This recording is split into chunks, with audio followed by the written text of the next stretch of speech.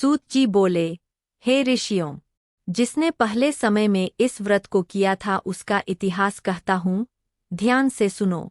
सुंदर काशीपुरी नगरी में एक अत्यंत निर्धन ब्राह्मण रहता था। भूख प्यास से परेशान वह धरती पर घूमता रहता था। ब्राह्मणों से प्रेम करने वाले भगवान ने एक दिन ब्राह्मण का वेश धारण कर उसके पास जाकर पूछा, हे विप्र, नित्य दुखी होकर तुम पृथ्वी पर क्यों घूमते हो? दीन ब्राह्मण बोला, मैं निर्धन ब्राह्मण हूँ, भिक्षा के लिए धरती पर घूमता हूँ। हे भगवान, यदि आप इसका कोई उपाय जानते हो तो बताइए। वृद्ध ब्राह्मण कहता है कि सत्यनारायण भगवान मनोवांछित फल देने वाले हैं, इसलिए तुम उनका पूजन करो।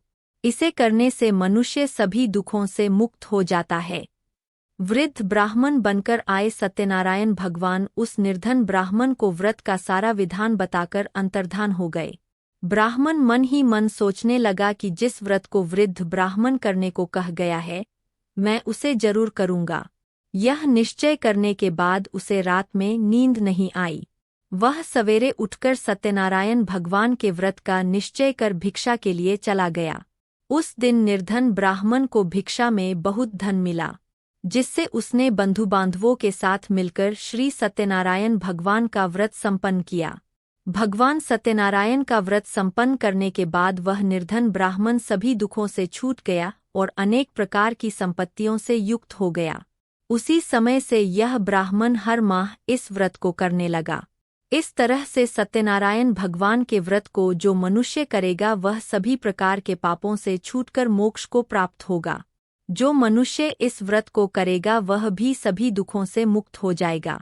सूत जी बोले कि इस तरह से नारद जी से नारायण जी का कहा हुआ श्री सत्यनारायण व्रत को मैंने तुमसे कहा। हे विप्रो, मैं अब और क्या कहूँ?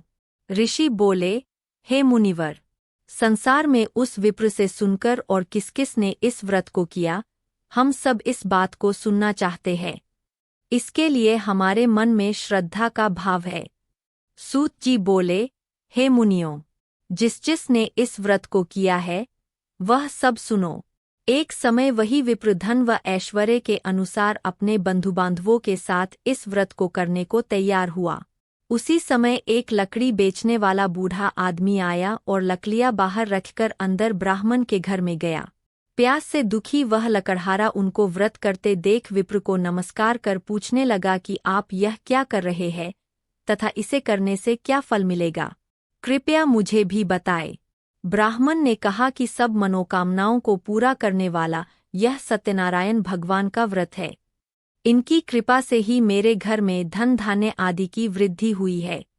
विप्र से सत्यनारायण व्रत के बारे में जानकर लकड़हारा बहुत प्रसन्न हुआ। चरणामृत लेकर वह प्रसाद खाने के बाद वह अपने घर गया।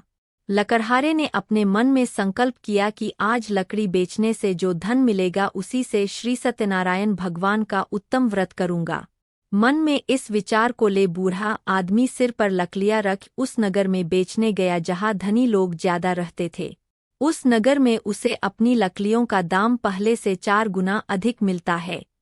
बूढ़ा प्रसन्नता के साथ दाम लेकर केले, शक्कर, घी, दूध, दही और गेहूं का आटा ले और सत्यनारायण भगवान के व्रत की अन्य सामग्रियां लेकर अपने घर गया। वहां उसने अपने बंधुबांधवों को बुलाकर विधि विधान से सत्यनारायण भगवान का पूजन और व्रत किया।